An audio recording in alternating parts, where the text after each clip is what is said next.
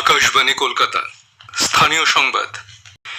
কলকাতা বিশ্ববিদ্যালয়ের অন্তর্বর্তী উপাচার্য শান্তা দত্ত দে আগামী বৃহস্পতিবার 28শে আগস্ট তৃণমূল ছাত্র পরিষদের প্রতিষ্ঠা দিবসের দিন পরীক্ষা পেছানোর আবেদন ফের খারিজ করে দিয়েছেন। তিনি জানিয়েছেন, কলকাতার কয়েকটি কলেজের অধ্যক্ষ তাকে চিঠি পাঠিয়ে ওই দিন বিভিন্ন সমস্যার কারণে পরীক্ষা পেছানোর আবেদন জানান। শিক্ষাকর্মীদের সংগঠনও এই আবেদন জানিয়েছে।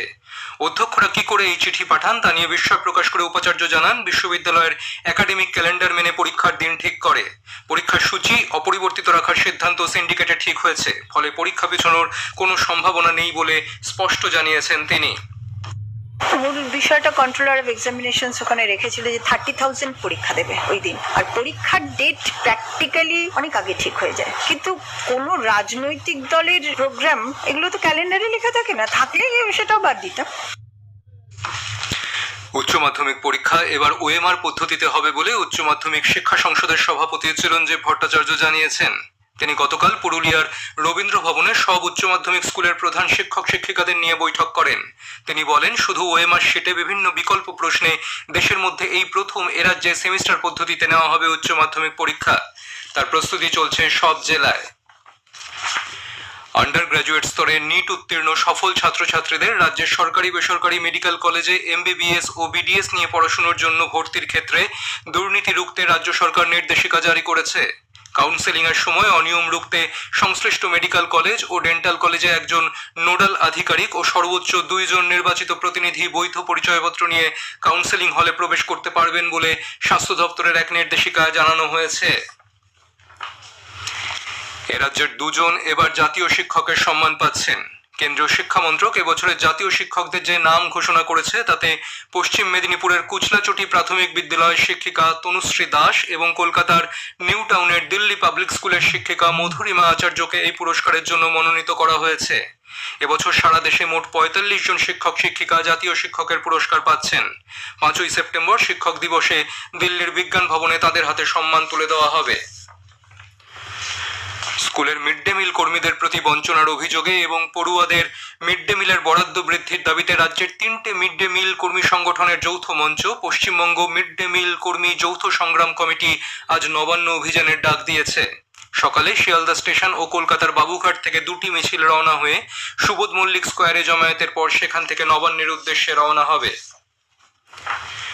রাজ্যের বিভিন্ন প্রান্তে আদিবাসীদের জমি অবৈধভাবে দখল হচ্ছে বলে মুখ্যমন্ত্রী মমতা ব্যানার্জি গভীর উদ্বেগ প্রকাশ করেছেন। নবান্নে গতকাল পশ্চিমবঙ্গ আদিবাসী উপদেষ্টা পর্ষদের বৈঠকে বিষয়টি তোলা হয়। মন্ত্রী বীরবাহা হাঁসদা অভিযোগ করেন, SC/ST তালিকায় এমন ব্যক্তিদের নাম ঢুকে যাচ্ছে যারা ওই শ্রেণীভুক্ত নয়। সেই অভিযোগকে সমর্থন করে মুখ্যমন্ত্রী জানান, তার কাছেও একই ধরনের তথ্য এসেছে। এই সমস্যা রুখতে প্রশাসনকে আরও কঠোর হওয়ার নির্দেশ দেন তিনি। অন্যদিকে ঝাড়গ্রাম সহ একাধিক জায়গায় অলচিকি ভাষার পরীক্ষা হলেও প্রশ্নপত্র অলচিকি ভাষায় দেওয়া হয়নি। এ বিষয়ে মুখ্যমন্ত্রী স্পষ্ট জানান, পরীক্ষার্থীদের স্বার্থে এই ধরনের ভুল যাতে আর না হয় সে ব্যাপারে ভবিষ্যতে সতর্ক থাকতে হবে। মুখ্য সচিবকে এই বিষয়ে ব্যবস্থা নেওয়ার নির্দেশ দেন তিনি। বেশ কিছু সরকারি কর্মসূচি নিয়ে মুখ্যমন্ত্রী মমতা ব্যানার্জি আজ পূর্ব বর্ধমান জেলা সফরে যাচ্ছেন। বর্ধমানে এক সরকারি অনুষ্ঠান মঞ্চ থেকে তিনি জমির পাট্টা বিলি ও বিভিন্ন সরকারি প্রকল্পের সুবিধে জনসাধারণের হাতে তুলে দেবেন। এছাড়াও বেশ কিছু প্রকল্পের উদ্বোধন ও শিলান্যাস করার কর্মসূচি রয়েছে বলে নবান্ন সূত্রে জানা গিয়েছে। মধ্য কলকাতার বউবাজার এলাকায় 2019-এ মেট্রো প্রকল্পের কাজের সময় বিপর্যয়ে ক্ষতিগ্রস্তদের 1 বছরের মধ্যে বাড়ি তৈরি করে দেওয়ার জন্য কলকাতা পুরসভা মেট্রো কর্তৃপক্ষকে নির্দেশ দিয়েছে। মেট্রো রেল ও KMRCL এর প্রতিনিধিদের সঙ্গে গতকাল বৈঠক করেন পুর ও নগরোন্নয়ন মন্ত্রী মেয়র ফেরহাদ হাকিম।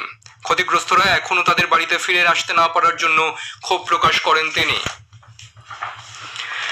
ঘরে ফেরা পরিযায়ী শ্রমিকদের জন্য ঘোষিত শ্রমশ্রী প্রকল্পে যাতে উপযুক্ত প্রার্থীরাই সুযোগ পান সে বিষয়ে রাজ্য সরকার বিশেষ নজরদারি চালাবে। প্রত্যেক আবেদনপত্রের সঙ্গে ভিন রাজ্যে কাজ করার প্রমাণপত্র জমা দিতে বলা হয়েছে।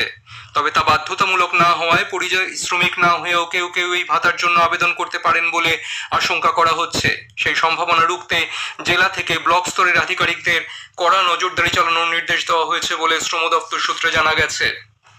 এদিকে উত্তর 24 পরগনার হাবড়ার এক পরিযায়ী শ্রমিককে মুম্বাইয়ে বাংলাদেশি সন্দেহে ব্যাপক মারধর করা হয় বলে অভিযোগ। অসুস্থ অবস্থায় গোলাম মণ্ডল নামে ওই ব্যক্তিকে হাবড়ায় ফিরিয়ে নিয়ে আসা হয়। একাধিক হাসপাতালে চিকিৎসার পরেও সুস্থ করে তোলা যায়নি তাকে।